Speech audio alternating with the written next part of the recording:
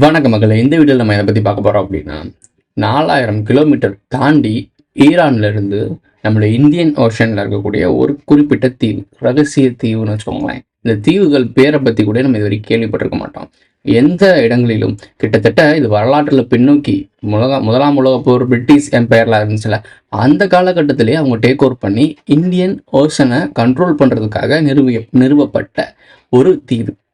இந்த தீவை take over பண்ணி வச்சிருக்காங்க.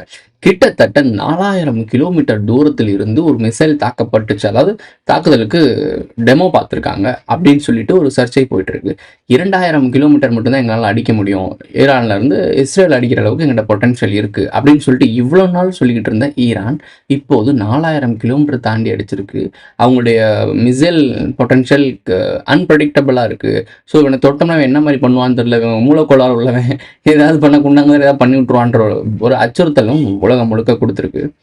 ட்ரம்ப்பும் பல முட்டாள்தனமான வேலைகள்லாம் பண்ணிட்டு இருக்காப்புல. இந்த 4000 கிலோமீட்டர் பயணிச்ச இந்த மிசைல் இதை பற்றி தான் பேசிட்டு இருக்காங்க. இந்தியன் ஓஷனை தாண்டி, அதாவது ஆக்சுவலாக இந்தியாவை தாண்டி போயிருக்கு அந்த ஏவுகணை.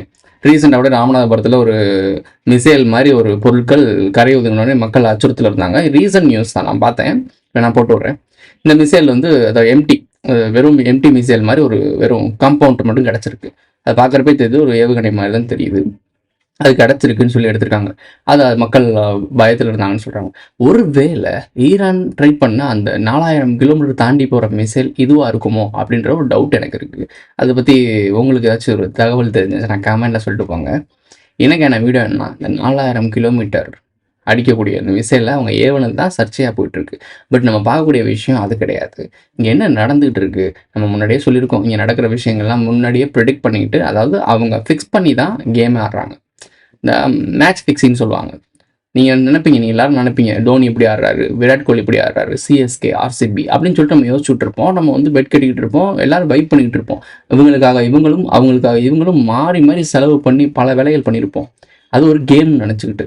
பட் இது ஒரு கேம்லிங்காக இருந்தால், ஒரு ஃபிக்ஸ் பண்ணி இவங்க தான் ஜெயிக்கணும், இவன் தான் 6 அடிக்கணும் அப்படின்னு மூவ் பண்ணி இவன் வந்து டக் அவுட் ஆகணும் அப்படின்ற மூவ் பண்ணி ஒருத்தன் கேம் ஆடி இருக்கான் அப்படின்னா, மேக்ஸ் ஃபிக்ஸிங்லாம் நிறைய பார்த்துருக்கோம். சிஎஸ்சிக்கேவே 2 வருடங்கள் பேன் பண்ணி வச்சுருந்தாங்க, அவங்க ஃப்ராடு பண்ணியிருக்காங்கன்னு சொல்லி.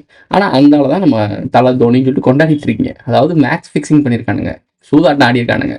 இவனுங்களை எதுக்கு அப்போ பேன் பண்ணி வச்சுருக்காங்க? தெரிஞ்சு மிகப்பெரிய ஒரு ஐக்கானாக வந்து சிஎஸ்கேவே பேன் பண்ணப்பட்டிருக்கு. அப்போ தெரியாமல் எத்தனை மேட்ச் ஃபிக்ஸிங் நடந்திருக்கும் உங்ககிட்டே விட்டுறேன். இந்த மாதிரி ஃபிக்ஸிங்கில் நடக்கப்பட்ட உலக போர்கள் தான் இப்படி நடந்துகிட்டு இருக்கு. இங்கே நடக்கிறது எல்லாமே ஏற்கனவே ப்ரெடிக்ட் பண்ணி அவங்களுடைய காய்கள் நகர்த்தப்படுது. உலகம் முழுக்க இருக்கக்கூடிய அந்த மறைபொருள், அந்த மறை சக்தி தன்னை ஆளுமைப்படுத்திக்கிறதுக்காக 2 கூட்டம், 2 இவ்வளோ நாள் எல்லாரும் நினச்சிட்டு இருக்கீங்க இலுமினாட்டின்னு சொல்லி, ராணி தான் கண்ட்ரோல் பண்ணுது. அது எத்தனை ராணின்னு இருக்குல்ல, 2 சகோதரி இருக்காங்க. 2 சகோதரி கழுகு, இரட்டை கழுகு இருக்குல்ல, அந்த மாதிரி 2 சகோதரி இருக்காங்க. அவங்களுடைய லைனேஜஸ் தான் இந்த உலகம் முழுக்க டேக் ஓவர் பண்ணி இந்த வேலையை பார்த்துட்டு இருக்கு. சாத்து வணிகர்கள் அவங்க பெண்களை யாரை மையப்படுத்துவாங்க, அவங்கள பெண்கள் தான் டாமினேஷன். அது நுணுக்கமாக தெரிஞ்சவங்களுக்கு தெரியும். இந்த வீடியோ அதை பற்றியும், பல வார்கள் பற்றியும், போகிற பற்றியும், ஃபினான்ஷியல் கிரைசிஸ் பற்றியும் கொஞ்சம் மேலோட்டமாக பேசிட்டு போயிடுவோம். ஏன்னா எல்லாத்தையுமே நம்ம டீப்பாக பேசிட்டோம். பட் இந்த வீடியோவில் மேலோட்டமாக தட்டிட்டு போகிறோம். உங்களுக்கு ரிமெம்பர் பண்ணுறதுக்கான வீடியோ இது. வாங்க வீடியோக்குள்ள போகலாம். இருக்கும் இடத்தை விட்டு இல்லாத இடம் தேடி எங்கெங்கோ அலைகின்றார் ஞான தங்கமே.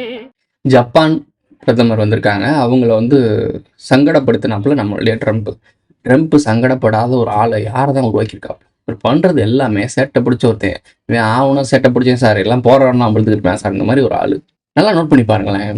இந்த ஜப்பானிய பிரதமர் உட்காந்துருக்காங்க, பேசிகிட்டு இருக்கப்போ நீங்கள் மட்டும் அந்த துறைமுகத்தை, அதாவது அவங்களுடைய ஒரு தீவில் இருந்து ஒரு முக்கியமான ப்ரூப்ஸ்லாம் இருக்கும்ல, அந்த கப்பல்லாம் இருக்கும்ல, அதெல்லாம் நீங்கள் வந்து எங்கிட்ட சொல்லிட்டு அடிச்சிங்க அப்படின்னு சொல்லி ஒரு கேள்வி எழுப்பப்படும் போது, ஜப்பானில் ஹிரோஷிமா நாகசாகி போடப்பட்டுச்சுல, அதை போகிற போக்கில் டீஸ் பண்ணி கிண்டல் கொண்டு போயிட்டாப்புல. இதெல்லாம் அன்பிரடிக்டபிளாக அடிக்கிறது வந்து ஜப்பான்கிட்ட எடுத்து தெரிஞ்சுக்கோங்க. ஏன்னா ஹிரோஷிமா நாகசாகியும் அன்பிரடிக்டபிள் அப்படின்னு நினச்சி தான் உலகம் முழுக்க திடுதுப்புன்னு அந்த போட்டு தான் போகிறேன்னு பாட்டினாங்க. ஹிரோஷிமா, நாகசாகி. இந்த ரொம்ப முக்கியமான விஷயம், நியூக்ளியர் சம்மந்தப்பட்ட விஷயம். இப்போ ஏன் நம்ம நியூக்ளியர் சம்மந்தப்பட்ட விஷயம் பேசுகிறோம் அப்படின்னா, மதன் கௌரி இந்த வீடியோ பற்றி எக்ஸ்பிளைன் பண்ணியிருக்காப்புல. இந்த வீடியோ எனக்கு அனுப்பி பார்க்க சொன்னாங்க. நாம பார்த்தப்போ கடைசி பெர்ஷியன் எம்பையரை பற்றி புகழ்ந்து சில்லறை சிதற விட்டுருந்தாப்புல. என்னடா திருதுப்புன்னு பெர்ஷியன்ஸ் எம்பையர்ஸ் பற்றிலாம் பேசுகிறீங்க, திடீர்னு வந்துட்டு பூம்புகாரில் இருந்த ஒரு கூட்டத்தை பற்றிலாம் திடீர்னு பேச ஆரம்பிக்கிறீங்க, என்னடா இது ஏதோ சம்திங் ஃபிஷிங்காக இருக்கே அப்படின்னு சொல்லி நமக்கு தோணுச்சு. அந்த வீடியோ திருப்பி ஒரு டைம் பாருங்கன்னு சொன்னாங்க. அதில் அவன் பேசின விஷயத்தில் நியூக்ளியர் மிசைலை தாங்கி கொண்டு போகக்கூடிய அந்த தீவு, ரகசிய தீவு, அதாவது இந்தியன் ஓஷனில் இருக்குல்ல அந்த ரகசிய தீவு, இந்த ரகசிய தீவை பற்றி மதன் கௌரி பேசியிருக்காப்புல. இந்த டியாகோன்ற தீவுலேருந்து, அதாவது அணு ஆயுதத்தை தாங்கி கொண்டு போகும்ல, காம்பவுண்ட் இருக்கும்ல, அதாவது ஒரு ராக்கெட் இருக்குன்னா ராக்கெட்டில் ஒவ்வொரு விதமான வெடிப்பொருட்களை பயன்படுத்துவாங்க. அதில் நியூக்ளியர் காம்பவுண்டையும் பயன்படுத்துகிற அளவுக்கு முனையில் மாட்டி அனுப்புகிற மாதிரி ஒரு மிசைல்ஸ் இருக்குது அப்படின்னு சொல்லிட்டு விஷயங்கள் இவர் பேசியிருக்காப்புல மதன் கௌரி. நாமளும் கொஞ்சம் ரீகலெக்ட் பண்ணி பார்த்தோம். அந்த தீவுகளை பற்றி பார்க்கும்போது இது வந்து பிரிட்டிஷ் எம்பையர் முதற்கொண்டு இந்தியன் ஓஷனை கண்ட்ரோல் பண்ணுறதுக்காக தான் இந்த தீவே இருக்குது அப்படின்னா, நம்ம முன்னாடி என்ன சொல்லியிருந்தோம், இந்தியன் ஓஷனை கட்டுப்படுத்துறது தான் ஃபியூச்சர் பவர்னு சொல்லியிருந்தோம். இந்தியன் ஓஷனில் ஒரு ஆயில் ரிசோர்ஸ் கிடச்சிருக்குன்னு சொல்லியிருந்தோம். ஸோ முன்னாடியே பேசியிருக்கோம் நம்ம. ஸோ இந்தியன் ஓஷனில் ஒரு ட்ரில்லியன் கணக்கில் ஒரு ஆயில் ரிசோர்ஸ் கிடச்சிருக்கு. எண்ணெய் அப்படின்னு வார்த்தை இருந்தாலே, தலையில் என்ன இருந்தாலே ட்ரம்ப் வந்துடுவாப்புல. ஸோ அப்போ இந்தியன் ஓஷனில் என்ன இருக்குது, அது $1 trillion பிஸ்னஸ்னால் விடுவாங்களா? ஸோ இந்த உலகம் முழுக்க வணிக போட்டி. யார் இந்த உலகத்தில் இருக்கிறதெல்லாம் எவ்வளோ சீக்கிரமாக திருடி எடுத்து வியாபாரம் பண்ணி மக்களை கட்டுப்படுத்துகிறாங்க. நாகரிக கட்டமைப்பு உருவாக்குனதுக்கான காரணமே இந்த நாகர்கள் கூட்டம் வாழ்கிறதுக்காக தான், நகரத்தார்கள் வாழ்கிறதுக்காக தான். நகரத்தை உருவாக்குனவர்கள் தானே நகரத்தார்கள். ஸோ அவர்கள் தான் நாகர்கள். ஸோ அப்படியும் எக்ஸாம்பிளுக்கு எடுத்துக்கலாம். எல்லாமே கோர்வையாக வர்றதுனால சொல்லிட்டேன். சரி, பெர்ஷியன் எம்பையரை பற்றி ஒரு புகழ்ந்து பேசிகிட்டு இருக்காப்புல. அவங்க என்ன சொல்கிறாங்கன்னா, ஈரான் அந்த தலைவர்கள்லாம் என்ன சொல்கிறாங்கன்னா, நாங்கள் பாரசீக எம்பையர் எங்களை பற்றி தெரியாது, நாங்களாம் பழைய சொரட்டை அப்படின்னு சொல்லி பழைய பன்னீர்செல்வத்தை இறக்கி விடுகின்ற மாதிரி இவங்க பேசிகிட்டு இருக்காப்புல. இவன் எதுக்கு இவ்வளோ ஃபயர் விட்றான்னு எனக்கு தெரியல. அவங்க தலைவர் ஒருத்தர் ட்வீட் போட்டிருக்காராம், நாங்கள் எங்கள் பாரசீக எம்பையர்லாம் எத்தனையோ பேர் அழிக்க முயற்சி பண்ணாங்க, யாராலையும் முடியலை, இப்போ வரைக்கும் நாங்கள் அப்படியே நிலைத்து நிற்கிறோம். அதாவது இப்போ நேற்று தான் பாரசீகம்ன்ற பேர் மாறி ஈரானாக மாறிச்சு. இந்த பெர்ஷியன்ஸ் இருக்காங்கல்ல, இந்த பெர்ஷியன்ஸை பற்றி நம்ம நிறையா படிக்க வேண்டியது இருக்குது. நம்ம எதார்ச்சியாக இந்த பெர்ஷியனும் இந்த ஜெரோஸ்டியன் கூட்டத்தையும் தேட ஆரம்பித்தோம். அதை என்னைக்கு நம்ம தொட்டோமோ அன்னையிலேருந்து அது சம்மந்தப்பட்ட ரிலேட்டடாக எல்லாருமே பேச ஆரம்பிக்கிறாங்க. இந்த லைம் லைட்டில் இருக்கவங்க, இந்த வரலாறு பேசக்கூடியவங்க, இவங்கெல்லாம் பேச ஆரம்பிக்கிறாங்க. என்னடா அது இவ்வளோ நாள் பற்றி பேசாமல் தொடாமல் இருந்தீங்க, நாங்கள் அதை ரிவல் பண்ண ஆரம்பிச்சோன்னே எல்லாம் பேச ஆரம்பிக்கிறீங்க, நார்மலைஸ் பண்ணுறீங்களா? எப்படி ஒரு புருஷன் கள்ளக்காதல் வந்து நார்மல் பண்ணுறீங்களா? ஸோ அந்த மாதிரி இது நார்மல் பண்ணுறீங்களா? நீங்கள் நார்மல் பண்ணுங்கள், நல்லது தான். ஏன்னா அப்போ தான் மக்களுக்கு தெரியும், இப்படி ஒரு கூட்டம் அழிஞ்சு போன நகரம், அழிஞ்சு போன நாடு, எப்போ திடீர்னு இவங்கள்ட்ட மட்டும் இந்த பவர் இருக்குது. ஸோ இதை தான் முன்னாடி சொல்லிட்டு இருக்கோம். நபி கூட்டம் ஒன்று, சாத்து வணிகர்கள் கூட்டம் ஒன்று. திரும்ப சொல்கிறேன், வரலாற்றை பின்னோக்கி பாருங்கள். இதுதான் கமலஹாசன் சொல்கிறாப்புல, பூலோகம் அறிய வேண்டும்னா, அதாவது எதிர்காலத்தில் என்ன நடக்க போகுதுன்னு நீங்கள் தெரிஞ்சுக்கணும் அப்படின்னா, இறந்த காலத்தில் என்ன நடந்துச்சுன்னு நீங்கள் பார்க்கணும். ஒரு லூப் போயிட்டுருக்கு. ஸோ இதான் விஷயம். 250 ஆண்டுகள் கம்ப்ளீட் ஆக போகுது. அமெரிக்கா உருவாகி 250 ஆண்டுகள் தான் லீஸு. அதுக்கப்புறம் அந்த நாடு விழுந்துடும், இன்னொரு நாடு கூட்டிடுவாங்க. இந்த வணிகர் கூட்டங்கள் வந்து ஒரு இடத்த தலைமையாக வச்சுக்கும். அமெரிக்காவை தலைமையாக வச்சு இந்த வேலையை பார்த்துச்சு. அதுக்கப்புறம் தலைமையாக போகிறது இந்தியன் ஓஷன் தான். இந்தியன் ஓஷன் தான் ஹப் ஆக போகுது. இந்தியன் ஓஷனில் தான் மிகப்பெரிய ஒரு வணிக செக்டார் இருக்க போகுது. அதுக்காக தான் Sagar Mala, methane, hydro carbon. யோசிச்சு பாருங்களேன், மீத்தேன், ஹைட்ரோ கார்பன், நியூட்ரினோ, நிறையா வளர்ச்சி. அதாவது எதிர்காலத்து பவர். திரும்பவும் சொல்கிறேன், பேட்டரிஸ்க்கு பயன்படுத்தக்கூடிய ஒரு சில கனிம பொருட்கள்லாம் இந்தியாவில், நார்த் இந்தியாவில் கிடச்சிருக்கு. ஒரு சில கோல்டு மைனிங்லாம் இன்னமும் எடுக்க முடியாமல் இருக்குது. பாகிஸ்தான் அந்த எல்லைப்புறத்தில் இருக்குது, மிகப்பெரிய கோல்டு மைனிங் இருக்குதுன்னு சொல்கிறாங்க. இங்கே இந்தியாவில் மிகப்பெரிய வளங்கள் இருக்குது பூமிக்கு அடியில். அது எதுவுமே இன்னும் முழுசாக எடுக்கப்படலை. அது எடுக்கப்பட்டால் இன்னமும் அடுத்து கொஞ்சம் வருடங்களுக்காக மிகப்பெரிய ஒரு உலகத்தை ரிசோர்ஸ் பண்ணி ஆள முடியுன்றது அவங்களுக்கு தெரியும். ஸோ இந்தியன் ஓஷனை மையப்படுத்துகிறாங்க அப்படின்னா அடுத்து எடுக்க போகிறது இங்கே தான். சோமாலியா என்ன ஆச்சு? இவங்க கூடாரம் கட்டினாங்க, எல்லாத்தையும் அள்ளிட்டு போனாங்க. அது சோமாலியா இப்போ வந்து ஒரு பாலைவன டெசர்ட் ஏரியா மாதிரி ஆயிடுச்சு. அதே மாதிரி அவங்க இருக்க மக்கள்லாம் தீவிரவாதிகளாகவும் திருடர்களாகவும் மாறிட்டாங்க. அதாவது கடல் கொள்ளையர்களாக மாறிட்டாங்க. யோசிச்சு பாருங்க, தெரியும். குட்டி கிழிச்சு பார்த்தா கணக்கு கரெக்டாக வரும். ஸோ இந்த பாரசீக எம்பையர் இது ரொம்ப முக்கியமான ஒரு எம்பையர். அதே மாதிரி பாபிலோனியன் எம்பையர் அதுவும் ரொம்ப முக்கியமானது. Egypt empire. ஒவ்வொரு கூட்டமும் யூதர்களை நீங்கள் எடுத்துக்கோங்களேன். யூதர்கள் ஆண்கள் அப்பெல்லாம் எனக்கு இந்த பாயிண்ட் ஆஃப் வியூ நான் தேடவே இல்லை. யூதர்கள் ஆண்கள் வந்து ஒய் குரோமோசோம் தான் பண்ணியிருக்காங்க. அவங்கள இன்பிரீடிங் பண்ணுற கூட்டம். ஸோ உள்ள நம்ம நோண்டி பார்க்குறோம், அந்த ஒரு மாதிரி இருக்கானுங்க. அந்த ஈரான் பஞ்சாயத்தை வச்சு நம்ம இஸ்ரேலை தேட ஆரம்பிக்கிறோம். அந்த இஸ்ரேல் ஆண்கள், அந்த மென்ஸ் இருக்கானுங்களே, அவனுங்களை கொஞ்சம் அலசி பார்த்தோம். இருக்கு கொஞ்சம் கோளாறுள்ள ஆட்கள் தான். ஸோ தெரிஞ்சு போச்சு. ஸோ அதனால தான் இந்த வேலை நடந்துட்டு இருக்கு. ஆனால் அவனுங்களை ஒரு ட்ரூப்பாக பயன்படுத்துகிறாங்க, அவ்வளோதான், வேற ஒன்றும் கிடையாது. இந்த தீவு இருக்குல்ல, டியோகோன்ற தீவு, இந்த தீவில் வந்து 2008 அந்த உலகத்துக்கே அச்சுறுத்தலான ஒரு வாத கூட்டம் இருக்கும்ல, தீ வாத கூட்டம் இருக்கும்ல, அந்த கூட்டத்துக்கு அடைக்கலம் கொடுத்துருக்கு இங்கே அப்படின்னு சொல்லி ஒத்துக்கிட்டு இருக்கு அமெரிக்கா. இந்த அமெரிக்கா யூகே சேர்ந்து அதை பண்ணிட்டு இருக்கு. யூகேனா என்ன, யுனைடெட் கிங்டம், பிரிட்டிஷ் கூட்டம். ஸோ இந்த பக்கம் என்ன, அமெரிக்கா வந்து என்ன பண்ணும், அதுக்கு வேலை பார்க்குற பர்பட்டு. ஸோ நல்லா நோட் பண்ணி பாருங்கள், இந்த 2 பேரும் டைப் பண்ணி இந்த இடத்த டேக் ஓவர் பண்ணி வச்சுருக்காங்க. இப்போ ரீசெண்டாக அந்த ஈரான் வந்து எங்கே மிசைல் அனுப்பியிருக்கு அப்படின்னா இங்கே அனுப்பியிருக்கு. இதெல்லாம் இப்போ நான் ஏன் பேசுகிறேன் அப்படின்னா, 2021 இணையதள போராளிகள் ஒரு போஸ்ட் போட்டிருக்காரு. இந்த போஸ்ட்டை நீங்கள் படித்து பார்த்தீங்கன்னா இப்போ நம்ம பேசின விஷயங்கள் எல்லாமே கனெக்ட் ஆகும். இணையதள போராளிகளுக்கும் இன்டர்நெட் வாரியர் என்ற ஒரு நபர், அந்த குழுக்கு எவ்வளோ இன்ஃபர்மேஷன் தெரியும் அப்படின்றது உங்களுக்கு நீங்கள் நினச்சி கூட பார்க்க முடியாத அளவுக்கு இன்ஃபர்மேஷன் தெரியும். வரலாறு பின்னோக்கி அவங்க ஃபுல்லாக அலசிட்டாங்க. எதிர்காலத்தில் என்ன நடக்கும்ன்றது அவங்களுக்கு தெளிவாக தெரியும். அதான் அமைதியாக இருக்காங்க. சலனம் இல்லாத ஒரு ஆள் இருக்காங்க. அவங்களுக்கு எதுவும் தெரியாதுன்னு அர்த்தம் கிடையாது. எல்லாம் தெரியும், எப்போ என்ன மூவ் பண்ணணும்னு தெரியும். ஸோ இதான் விஷயம். அந்த போஸ்ட்டை நான் போட்டு வரேன், பாருங்கள், படித்து பாருங்கள். ஃபஸ்ட்டு அமெரிக்கா சுனாமி குண்டு. நம்ம இவர் இருக்காப்புல, அவர் பண்ண கமலஹாசன், அவர் என்ன சொன்னார், இந்த விஸ்வரூபம் 2 தானே, விஸ்வரூபம் 2ல் வந்து கீழே தண்ணிக்கு அடியில் நியூக்ளியர் பாம்ஸை வெடிக்க வச்சோம்னா பெரிய லெவலில் சுனாமி வரும் அப்படின்னு சொல்லுவார். அதுக்கு முன்னாடி எங்கே சொன்னார் அப்படின்னா, அன்பே சிவம் படத்தில் சொன்னார், தனுஷ்கோடியில் வரும் சார் 50 அடிக்க அலை. அப்போ சுனாமி வரவே இல்லை, நான் அப்போ சொல்லியிருந்தார். பட் அப்போ சுனாமி வரல. ஆனால் விஷயம் என்னன்னா, வரலாறை பின்னோக்கி அவர் படிச்சிருக்காரு. பூம்புகார் இருக்குல்ல, பூம்புகார் அழிஞ்சிச்சுல, அந்த விஷயம் அவருக்கு தெரியும். அதை மெயின் பண்ணி தான் அவர் சொல்லியிருக்காரு. நீங்க என்ன நினைச்சீங்க, அது ப்ரோ எதிர்காலத்தில் நடக்க போற பிளான்? கடந்த காலத்தை அலசி பாருங்க, எதிர்காலம் தெளிவாக தெரியும். ஸோ இதுதான் நம்ம திருப்பி திருப்பி சொல்லிட்டு இருக்கோம். 1914 மறந்துடாதீங்க. அதுல இருந்து தான் வேர்ல்டு வாருக்கு இந்த பஞ்சாயத்தில் ஆரம்பிச்சிச்சு. வேர்ல்டு வார், இந்த ஃபினான்சியல் கிரைசிஸ் நடந்துச்சு எப்போ அப்படின்னா 1929 மாபெரும் ஃபினான்ஷியல் கிரைசிஸ் அது நடந்துச்சு.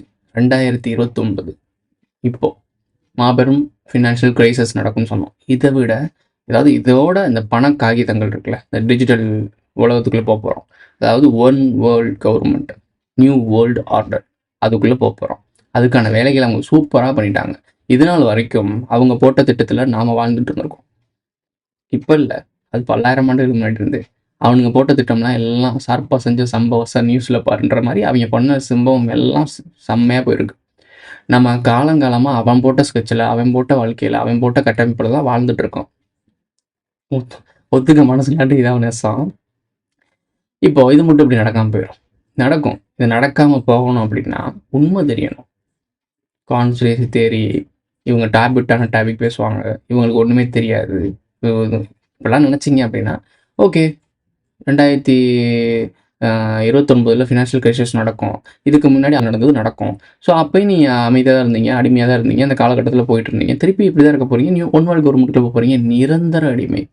இப்போ நம்ம ஏன் இது ரொம்ப ஸ்ட்ராங்காக பேசுகிறோம் அப்படின்னா, காலமாக இவங்க இதை தானே பண்ணியிருக்காங்க, இவங்க தானே அடிமைப்படுத்தியிருக்காங்க. அப்புறம் ஏன் இப்போ மட்டும் நீங்கள் ஜெயிச்சிட முடியும்னு நினைக்கிறீங்க அப்படின்னா, இது வந்து வாழ்வா சாவான்ற ஒரு போராட்டம். இந்த டைம் நம்ம விழுந்துட்டோம் அப்படின்னா, மனித குலம் இந்த டைம் மட்டும் கிவ் அப் பண்ணிருச்சு அப்படின்னா எந்திக்கவே முடியாது. நீ நினச்சி கூட பார்க்க முடியாத அளவு கட்டுப்பாட்டுக்குள்ள போயிடுவேன். இப்போது ஃப்ரீடம் ஓரளவுக்கு இருக்குது. நீங்கள் நினைக்கலாம் இப்போ ஃப்ரீடம் இல்லை ப்ரோ அப்படின்னு நினைக்கலாம். அதாவது கொஞ்ச நாள் இந்த பேசிகிட்டு இருக்கோம்ல, இதெல்லாம் இருக்குது, முடிச்சுட்ருவாங்க, மொத்தமாக முடிச்சுட்ருவாங்க. ஒட்டுமொத்த டிஜிட்டல், நீங்கள் யோசிச்சு பாருங்கள், வரலாற்றை பற்றி நம்ம இப்போ டிஜிட்டலில் தான் படிச்சுட்ருக்கோம். அங்கங்கே ஆன்லைனில் எங்கேயாவது படித்து தேடி பிடிச்சி டார்க் வெப்போ ஏதோ ஒன்று இதிலே படித்து தெரிஞ்சுட்ருக்கோம். ஒட்டுமொத்த விஷயம் தானே சொடக்கு போட்ட மாதிரி ஸ்னாப் பண்ணிடுவானுங்க, வானிஷ் ஆயிரும். டாக்குமெண்ட்ஸும் முக்கியமான விஷயங்களும் அவனுங்கள்ட்ட மட்டும்தான் இருக்கும். உலகம் முழுக்க டிஜிட்டல் நாலேஜ் எல்லாமே அழிக்கப்பட்டுரும். ஒட்டு மொத்தமாக டிஜிட்டல் இருக்கக்கூடிய நாலேஜ் அழிஞ்சிருச்சு அப்படின்னா எந்த வரலாறு எங்கே போய் தேடுவீங்க? உங்களால் மிஞ்சி போனீங்கன்னா அந்த ஆர்காலஜி எவிடன்ஸில் எடுக்கிறீங்களே, அதுக்கான சான்றுகள், ஃபுட்டேஜ், அப்புறம் அதுக்கான பேப்பர்லாம் எழுதி வச்சுருப்பீங்க. இந்த பேப்பர்ஸ்லாம் இருக்குன்னா அதை எப்போ அது கொண்டு போகும்? 2000 வருடங்கள் வரைக்கும் போகும். அப்படி மிஞ்சி போனால் 5000 வருடங்கள் வரைக்கும் போகும். அதுக்கு முன்னாடி மனிதர்கள்லாம் குரங்கு. இதான் நீங்கள் நம்புவீங்க ஃப்யூச்சரில். ஆனால் தெளிவாக போயிட்டுருக்கு, ஸ்கிரிப்ட் தெளிவாக போயிட்டுருக்கு. இது உங்களுக்கு இதோட வீரியத்தெல்லாம் ஒரு வீடியோவில் சொல்லி புரிய வைக்க முடியாது. எங்களுக்கு அது ஃப்யூச்சர் விஷயம் தெரிஞ்சனால நாங்கள் சொல்லிட்டு இருக்கோம். கொடூரத்தில் உச்சமாக இருக்கும். நிரந்தர அடிமையாயிருவீங்க மனிதர்கள். இப்பயும் அடிமையாக தானே இருக்கீங்க அப்படின்னா, இப்போ இருக்க அடிமைத்தனத்துலனால வெளியே வர்றதுக்கு ஒரு வாய்ப்பு இருக்குது. அட்லீஸ்ட் இதை புரிஞ்சுக்கிறதுக்குனாச்சும் நமக்கு கேப் இருக்குது. அந்த டைமிங்கில் இப்படி ஒரு விஷயமே நம்ம பிரெயினில் வராது. அது மைக்ரோசிப்பை சொல்லிடுவான். அவனுக்கு எதிராக நீ செயல்படுறதுன்னு தெரிஞ்சிட்டாலே நீ ஒரு பிளாக் மார்க். உன்னை கண்காணிச்சிட்டே இருப்பான். ஒருத்தன் இப்போ ஒரு ஆடு வளர்க்குறோம், பட்டியில் வச்சு ஆடு வளர்க்குறோம். எல்லா ஆடுகளுக்கும் இப்போ ரீசெண்டாக மைக்ரோசிப்லாம் போட்டுக்கிறோம். எல்லாமே அதை கவனிச்சுக்கிட்டே இருக்கோம், கண்காணிச்சிட்டே இருக்கோம். ஆடு இருக்கா இல்லையா, ஆடு திருடிட்டு போயிருச்சா, வேட்டையிட மிருகம் கவனிச்சுட்டே இருக்கோம். ஏன் கவனிச்சுட்டே இருக்கோம்? அது மூலிமா நம்ம இன்கம் சோர்ஸ் பண்ணுறோம், அது மூலிமா நம்ம வாழ்ந்துட்டு இருக்கோம். அது நமக்கு ரொம்ப முக்கியமானது. அப்போ அதை மேனேஜ் பண்ணிட்டு இருக்கோம். இதே மாதிரி தான் மனிதர்கள் அந்த ஆளும் வர்க்கத்துக்கு. எங்கே நம்ம பட்டியலேருந்து வெளியே போகிறாங்களா, மேட்ரிக்ஸ் விட்டு வெளியே போகிறாங்களா, நம்ம தட்டத்துக்கு வெளியே நமக்கே எதிராக புரட்சிக்கிறதுக்கு ட்ரை பண்ணுறாங்களா அப்படின்னு கவனிச்சுட்டே இருப்பாங்க. சிப்பை பொறுத்திடுவானுங்க. கூட்டத்துல பச்சை சட்டக்காரன் எஸ்கேப் ஆகுறான். போனா ரத்தம் கட்டிச்சான். ஒரு மனநோயாளி கூட்டம். அவனுங்க நல்லா யோசிச்சு பாருங்களேன். இந்த உலகத்தை ஆளணும்னு நினச்சா அன்பால் ஆளணும். எல்லாருக்கும் நல்லது செஞ்சு இயற்கையோட சூப்பராக வாழ்ந்து இந்த உலகத்தை நிச்சயமாக ஆள முடியும் அன்பால். ஏன்னா நீ அன்பால் உலகத்தை கண்ட்ரோல் பண்ணணும்னு நினைக்கவே மாட்டேன். ஏன்னா அன்புனாலே எல்லாத்தையும் விட்டு கொடுத்து சூப்பராக அழகாக மாற்றிடுவேன். உனக்கு ஆளணுமே தோணாது, வாழணும்னு தான் தோணும். புரியுதா உங்களுக்கு? அது இல்லை, அகெயின்ஸ்ட். அப்படியே அகெயின்ஸ்ட் அவங்க. ஒருத்த இடத்த ஆளணும், சாம்ராஜ்யத்தை கண்ட்ரோல் பண்ணணும், டேக் ஓவர் பண்ணணும், ஒருத்தன் ஒபே பண்ண வைக்கணும், இங்கே கட்டுப்படுத்தணும்னு நினைக்கிறானாலே அவன் மண்டப கோளாறு உள்ள ஆளுன்னு அர்த்தம். ஸோ பல்லாயிரம் ஆண்டுகளுக்கு முன்னாடி இந்த இதான் நடந்திருக்கு. பாபிலோனியன் சாம்ராஜ்யத்தை யோசிச்சு பாருங்க, ஈஜிப்ட் சாம்ராஜ்யத்தை யோசிச்சு பாருங்க. நம்ம ஊரில் மூவேந்தர்கள் காலத்தை அடிச்சு வரட்டப்பட்டுச்சுல, கலப்பு இனங்களின் யுத்தம். அது கலப்பு இனங்களும் கிடையாது, கலப்பர்கள் சொல்லுவாங்க, காலபிராஸ்ன்னு சொல்லிட்டு. இது என்ன பண்ணும், பாகுபலியில் கூட காட்டி ஒரு மாதிரி கேவலமாக காட்டியிருப்பானுங்களா, அது சாதாரண பழங்குடி மக்கள்லாம் எல்லாரும் ஒன்று சேர்ந்து, நம்மளாம் பழங்குடி மக்கள் தான் எல்லாரும் ஒன்று சேர்ந்து ரெபல் பண்ணுறாங்க. ரெபல் பண்ணி ஆளும் மிருகத்தை சாய்க்கிறாங்க. இதுதான் பன்னெடுங்காலமாக எல்லா சாம்ராஜ்யமும் விழுந்திருக்கு. இவங்களுக்கு இது நல்லாவே தெரியும். ஒவ்வொரு சாம்ராஜ்யமும் விழும்போது இவங்க நிறையா லாஸ் ஆகி ஏமாந்து தோத்து போய் கற்றுக்கிட்டாருங்க. நிறையா தோல்வி அடைந்தவன் நிச்சயமாக சிறப்பான ஒரு ஐடியாவை உருவாக்கிட்டே இருப்பான். நாம் அடிமைப்பட்டே பழகிட்டோம். நம்ம அடிமையாக இருக்கோன்னே தெரியல. எப்படி இந்த அடிமைத்தன்மையிலேருந்து வெளியே வர யோசிப்போம்? அப்படி யோசிக்கிறதுக்காக இவ்வளோ பாடு கத்திட்டு இருக்கோம். யாரும் பெருசாக கன்சிடர் பண்ண மாட்டேறீங்க. ஏங்க ஒன்வல் கவர்மெண்ட்றது கேட்குறப்பவும் பார்க்குறப்பையும் நாடுகளுக்குள்ள எல்லை இருக்காது, ஏற்றத்தாழ்வு இருக்காது, ஜாதி மதங்கள் இருக்காது, ஒரே ரிலிஜன், அதாவது ஒரே மதம், ஒரே இனம், ஒரே மொழி அப்படின்னு வரும்போது எந்த சிக்கல் இருக்க போகிறது இல்லையே, ஏற்றத்தாழ்வு இருக்க போகிறது இல்லையே அப்படின்னு நீங்கள் யோசிக்கலாம். சிம்பிளாக நான் உங்கள்கிட்ட சொல்கிறேன், தமிழ் எல்லாத்துக்கும் உயிர் தானே. கொங்கு மண்டலத்தில் பேசுகிறவங்களும் தமிழ் தான் பேசுகிறாங்க, மதுரையிலையும் தமிழ் தான் பேசுகிறாங்க, கோயம்புத்தூர்லேயும் தமிழ் தான் பேசுகிறாங்க, ஈழத்திலையும் தமிழ் தான் பேசுகிறாங்க, கன்னியாகுமரிலையும் தமிழ் தான் பேசுகிறாங்க. But different variants. ஆனால் எல்லாரும் தமிழர்கள் தான் சொல்லிக்கிறோம். அப்போ ஒன்வல் கவர்மெண்ட்னு வந்துச்சுன்னா என்ன ஆகும்? எல்லாரும் ஒரே மொழி பேசிகிட்டு இருப்போமா? இங்கிலீஷே பேசினாலும், இங்கிலீஷ் தான் வேர்ல்டு லாங்குவேஜாக வச்சுருக்காங்க. ஸோ இங்கிலீஷாகவே இருந்தாலும் இங்கிலீஷில் ஒவ்வொருத்தரும் ப்ரொனன்சியேஷன் மாறும். இப்போ இதுலேயும் ஏற்றத்தாழ்வு இருக்கும். இவன் நினைக்கிற மாதிரி இந்த ஒன்வல் கவர்மெண்ட் சாத்தியமே கிடையாது. எப்படி சாத்தியம் அப்படின்னா, அன்பால் சாத்தியம். இயற்கையோட, மக்களோட, எல்லாரோடையும் சேர்ந்து இணக்கமாக கூட்டாக வாழ்கிற ஒரு வாழ்க்கை தான், இணக்கமாக வாழ்கிற வாழ்க்கை தான் சக்ஸஸ் ஆகும். அது உலகத்தை அது ஆள்றது கிடையாது, வாழ்கிறது. இவங்க தப்பாக புரிஞ்சுக்கிட்டு பண்ணாங்க. இந்த மண்டபோலார் உள்ள ஆட்கள் தானே சொல்லிட்டு இருக்கோம் நம்ம. அவன் ஒரு ஒரு சர்டன் பீரியடை தாண்டிட்டான். மனித இனம், கலப்பு இனம், நாகரினம், இந்த 3 கேட்டகரி இருக்குது. இவன் கலப்பினத்தில் கீழே இருக்க ஒரு லைனேஜ், அதாவது மனிதனும் கிடையாது, கலப்பினமும் கிடையாது, ரெண்டுக்கும் நடுவில் ஹைபிரிட்டில் பிறந்தவன். ஸோ இவங்களுக்கு என்னன்னா, இங்கிட்டும் வர முடியல, முழுசாக ஏற்றுக்கவும் முடியல, இந்த வாழ்க்கைக்குள்ளேயும் மக்கள் கூட நிம்மதியாக நம்ம கூட சேர்ந்து அடாப்ட் ஆகி வாழ முடியல. ஏன்னா மண்டபோலார் உள்ள ஆள். ஸோ இங்கிட்டு சேர்ந்து வாழவும் முடியல. அவங்க பக்கம் மொத்தமாக போய் மேலே அதிகாரத்துக்கும் போக முடியல. அப்போ என்னன்னா, இடைப்பட்ட ஆட்டாம்புழுக்களை மாட்டினா புழுக்க மாதிரி அரச குடும்பங்களுக்கும் அந்த ராயல் சொசைட்டிக்கும் கீழே வேலை பார்க்குற அந்த அடிமைகள், எடுபடி நாய்கள் இந்த வேலை தான் செய்யும். அந்த எடுபடிகளுக்கெல்லாம் வேலை செய்கிறது தான் கார்பரேட்டுக்கெலாம் வேலை செய்கிறது தான் இந்த பொலிட்டிஷியன்ஸ். எவ்வளோ லேயர்ஸ் பாருங்கள். டாப் லெவலில் இருக்கவன் எப்படி இருக்கான், என்ன பண்ணுறான்னு நம்ம கொஞ்சம் கூட புரிஞ்சுக்க முடியாது. அந்த அளவுக்கு அவன் சிஸ்டத்தை பில்ட் பண்ணியிருக்கான். அவன் உருவாக்கின சிஸ்டத்தில் நம்ம தான் பேசிகிட்டு இருக்கோம், அவனை பற்றி தான் பேசிகிட்டு இருக்கோம். ஆனால் இவன் தான் நம்மளால் சொல்ல முடியுதா? அப்படி சொன்னாலும் ஒன்றும் பண்ண முடியாது. ஏன்னா எங்கே இருக்கான்னு நம்மளால் தேடவே முடியாது. ஸோ மக்கள் ஒன்றும் சேரணும். ஒவ்வொரு சாம்ராஜ்யமும் ஒவ்வொரு எம்பையரும் எப்படி விழுந்துச்சுன்றது மக்கள் திருப்பி கலெக்ட் பண்ணி பாருங்கள். அப்போ உங்களுக்கு ஈஸியாக புரிஞ்சிடும். எல்லாம் ஒற்றுமை, யூனிட்டி. அந்த யூனிட்டியை உடைக்கிறதுக்கு தான் இங்கே தமிழ் தேசியவாதிகள். தமிழ் இப்போ கூட ரீசெண்டாக ஒருத்தர் வந்து ஹிந்தி ஒழிகன்னு சொல்லிட்டு ட்ரெயின் மேலே பாஞ்சிட்டாரு. எந்த காலத்தில் என்ன பண்ணுறாங்க பாருங்க. இந்த காலத்துலேயும் மூல செலவு பண்ணி இந்த மாதிரி விஷயங்களை பண்ண முடியுது அப்படின்னா அந்த மே 17ன்ற இயக்கம் எவ்வளோ மோசமான இயக்கம் யோசிச்சு பாருங்க. அதே மாதிரி இப்போ பாரிசாலன் ஒரு இயக்கம் ஆரம்பிச்சிருக்கான். அவனுக்கு இளைஞர்கள் தேவை. இப்போ இருக்க ஜாம்பிஸ் கூட்டம் தமிழ் தேசியம், தமிழ் புலமை, அதாவது பெருமைக்கு எருமை மேய்ச்ச கூட்டம். அவங்கள வச்சு என்ன வேணா பண்ணலாம்ல, தமிழுக்காக என்ன வேணா பண்ணலாம்னு வருவாங்க. இப்படி தான் இலங்கையிலே நடந்துச்சு. திரும்பவும் சொல்கிறேன், போர் மூலியமாகவும் மனித பலிகள் மூலியமாகவும் மனிதர்களுக்குள்ள சண்டைகள் மூலியமாகவும் எதையுமே சாதிக்க முடியாது. சாதிக்க முடிஞ்ச ஒன்று புரிதல், இணக்கமான புரிதல். இந்த புரிதலை உருவாக்கணும். அப்போ முதல் யூனிட்டி ஆகணும். அவனுக்கு பயம் வரணும். நம்மளை பார்த்தா பயப்படுறதுனால தான் இவ்வளோ பிரச்சனை கொடுக்குறான். பட் யூனிட்டி இல்லையே. 4 மாடுகள் கதை எல்லாருக்குமே தெரிஞ்ச விஷயம்தான். அந்த 4 மாடுகள் ஒன்றா இருக்க வரைக்கும் யாராலையும் ஒன்றும் பண்ண முடியல. மாடை தனித்தனியாக பிரித்தாங்க, முடிச்சு விட்டாங்க. நாமெல்லாம் பிரிஞ்சு கிடக்கிறது அவனுக்கு ஈஸியாக போச்சு. குட்டியோண்டு குரூப்புங்க, உலகம் முழுக்க இருக்க குரூப் குட்டியோண்டு குரூப். அந்த குட்டியோண்டு குரூப் இந்த ஒட்டுமொத்த உலகத்தையும் கண்ட்ரோல் பண்ணுது அப்படின்னா என்ன விஷயம்? அவனுக்குள்ளே யூனிட்டி இருக்குது, நமக்குள்ளே தான் யூனிட்டி இல்லை. இந்த யூனிட்டியை உருவாக்குங்க. நீங்கள் தமிழர்னா இருங்க, தெலுங்குனா இருங்க, கன்னடனா இருங்க, ஏன் மற்ற நாட்டுக்காரனா கூட இருந்துட்டு போங்க. பட் நீங்கள் மனித இனம் மீண்டும் பழமையான ஒரு நல்ல நிம்மதியான ஒரு வாழ்க்கை, உண்மையான மனிதன் வாழ்க்கைக்கு போகணும்னு நினச்சிங்கன்னா யூனிட்டியை உருவாக்குங்க. பிரிவினையை பரப்பாதீங்க. பிரிவினை வந்துச்சுனால என்னைக்குமே சிக்கல் தான். இது ரொம்ப பெரிய காம்ப்ளிகேட்டான விஷயம் தான். பட் இருந்தாலும் ஃபினான்ஷியல் கிரைசிஸ் வரப்போகுது. அவன் அதுக்கான அடித்தளம் போட்டு வச்சுட்டான். அதை ஸ்டாப் பண்ணவே முடியாது. ஃபினான்ஷியல் கிரைசிஸ் வரப்போகுது. அதை தொடர்ந்து போர் வரப்போகுது. அவன் நியூக்ளியர் பிளாஸ்ட்லாம் ரெடி பண்ணி வச்சிருக்கான். எங்கள் இந்தியன் ஓஷனில் ஒரு நமக்கு தெரியாத ஒரு தீவு, இவ்வளோ வரைக்கும் கேள்விப்படாத தீவு, ஆனால் 2021 ஒரு பதிவு பண்ணியிருக்காரு. ஸோ அந்த தீவை அவங்க குத்தகைக்கு எடுத்து உட்காந்துக்கிட்டு மிசைல்ஸ் வச்சுருக்கானுங்க. இது நியூக்ளியர் தூக்கிட்டு போகிற மிசைல்ஸ். தூக்கி எறிஞ்சா என்ன ஆகுன்னு வச்சுப்பாரு. ஒன்றுமே பண்ண முடியாது. அதெல்லாம் முடிஞ்சு இவன் பிளானிங்லாம் பாதி அளவுக்கு போயிட்டு இந்த கடைசி ஒரு முடிவு, ஒரே ஒரு அது என்னது டாக்டர் ஸ்ட்ரேஞ்ச் சொல்லுவாப்ல இல்லை, அந்த ஒரு முடிவு, அந்த ஒரே ஒரு முடிவு தான் ஜெயிக்க முடியும். அந்த முடிவு எப்போ நடக்கும் எப்படி நடக்கும்லாம் தெரியாது. அந்த சூழ்நிலையும் அந்த நேரங்களும் போர்களில் முடியுமா, இல்லை பேச்சுவார்த்தையில் முடிவு பண்ணுமா, இல்லை அவனுங்களே மனம் திருந்துவானுங்களா அப்படின்றது தெரியல. அந்த முடிவு நடக்கும்போது அது ஃப்யூச்சர்லாம் தெரியும். பட் நாம் வேலையில் இப்போ வரைக்கும் செஞ்சுக்கிட்டு தான் இருக்கணும். எதிர்காலம் என்னவானா இருக்கலாம். பட் அதை மாற்ற முடியாமல் இருக்கிறதும் நாமளுடைய பண்ணுற வேலையினால. எதிர்காலம் இதான் நடக்க போகுதுன்னு நம்ம படுத்து கிடந்தோம் அப்படின்னா இந்த விஷயங்கள் மக்கள்கிட்ட போய் சேராது.